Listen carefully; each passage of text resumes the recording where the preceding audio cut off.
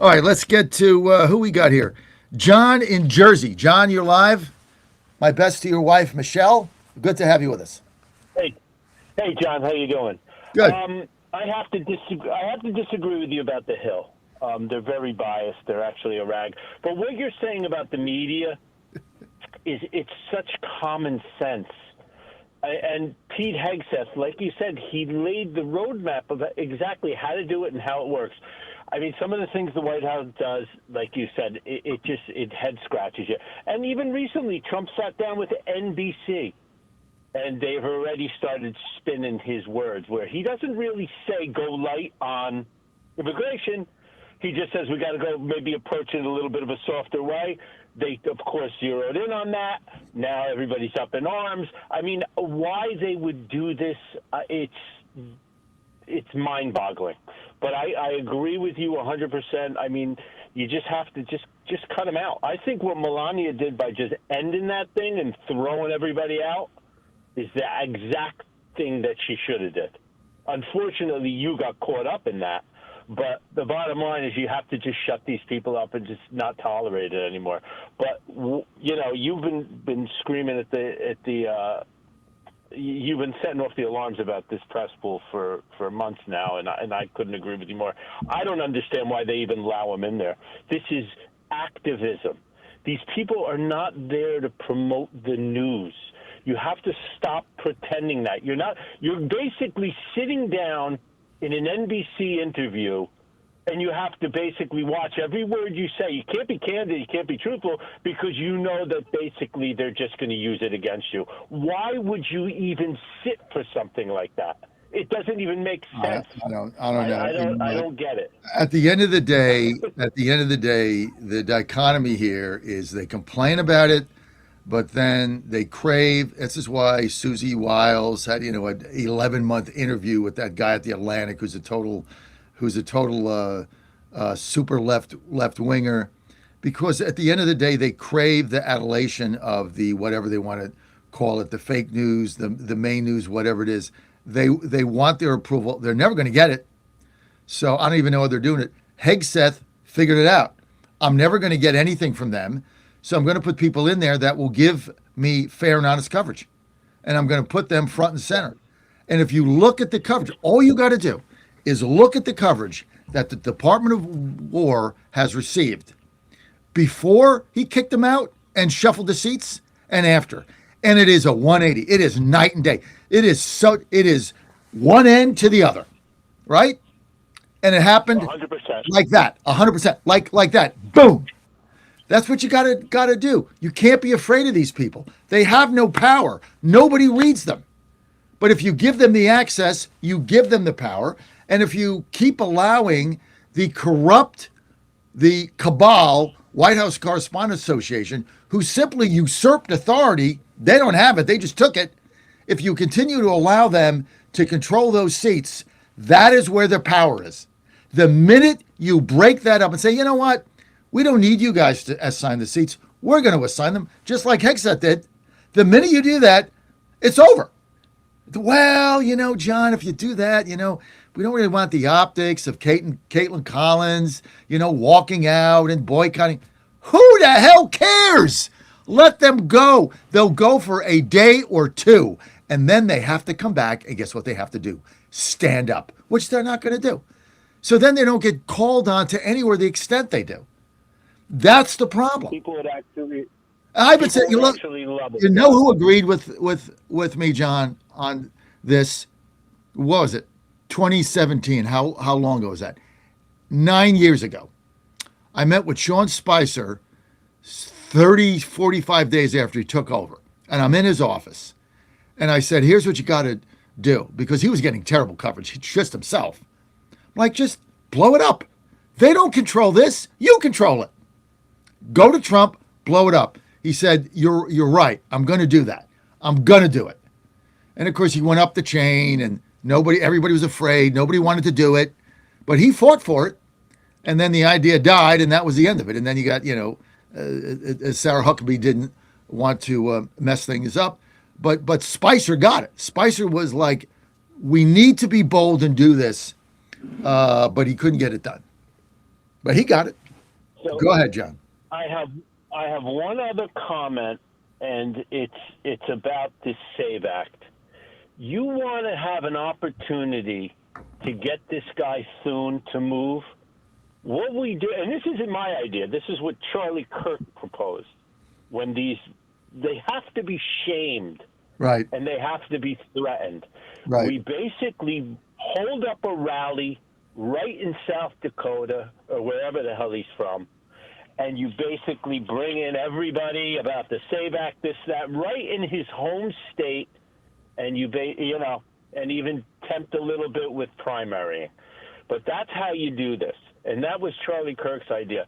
The minute they don't agree, a pop-up rally. That's the only way we have to apply maximum pressure on these people. They're not going to move. This is a cabal and a game, and me and you, John, aren't invited. So we have to force our way through the front door. And that's how you're going to basically get this guy to move. You're going to have to shame him into it. And you're going to have to shame the entire Congress. Because it's we the people. What is there, 50 of them? There's 350 million of us. So the bottom line is we have to start understanding exactly like you just said, where the power is. The power is with us. It's not with them. They are nothing without me and you. Nothing. And that press pool, I mean, you want to see how important they are? Go look at the unemployment line of the Washington Post. That's how important they are. They're nothing. And they need to know that they're nothing. And the bottom line is we need to show them that. And that's basically what I think. A rally in South Dakota would be the ideal thing.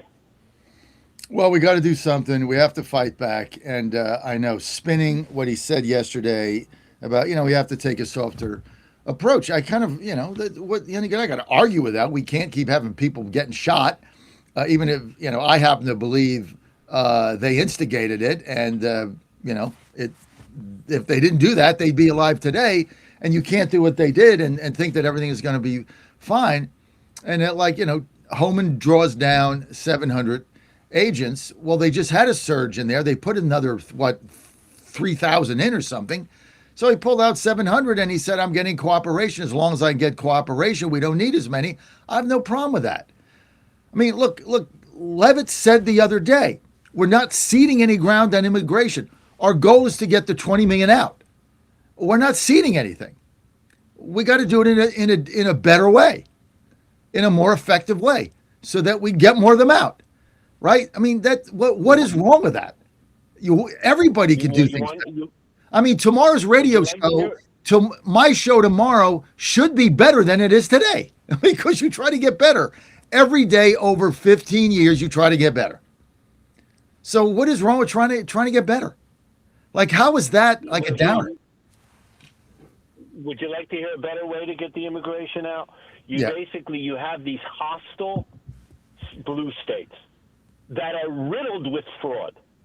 You keep the immigration retaining, the removal to the criminals. You keep it quiet in the background. You expose the fraud. You get the people on your side. While this is happening, in the friendly states that you're not having the problems, you're mass deporting. Once that fraud is exposed, people go to jail, they see the actual corruption, then you go in and you sweep it and clean it up. And that's basically how it should have been done from day one. Now, this is John from Jersey that's coming up with these ideas. I have no idea what the hell is sitting in that White House. So, I mean, it's like you said, this is common sense. Listen, we need more common sense, and just one thing I want to mention here before I forget, John, is President Trump yesterday endorsed in the 14th district of Georgia. Hold the music just 1 second, Tyler. 1 second. He endorsed Clay Fuller, I think he's the district attorney in that one of those counties. We endorsed Clay Fuller yesterday, and I told you on the Peach Crew, if you guys don't listen to me and don't pay attention to what I'm saying, I told him on the Peach Crew yesterday that Colton Moore was a problem in the White House. They didn't want him. I told them that. They all said no, he's going to, no, no, no. I said, he's a problem. They think he's Jimmy Massey on steroids. They're not going to endorse him. They're going to endorse somebody else, and he's going to lose. And all of them on that panel disputed it, except for Celestine James, I think. They all disputed it, Debbie Dooley, all of them.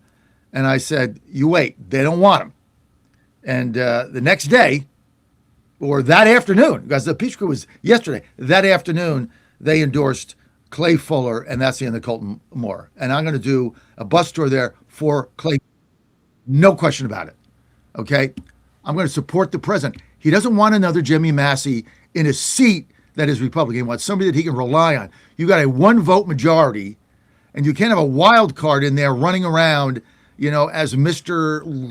Libertarian too. We can't afford that. They don't want him, and he's not going to win. Sorry, Colton. John Fredericks Media Network, 888-480-JOHN. When I get back, Michael Lett's coming up.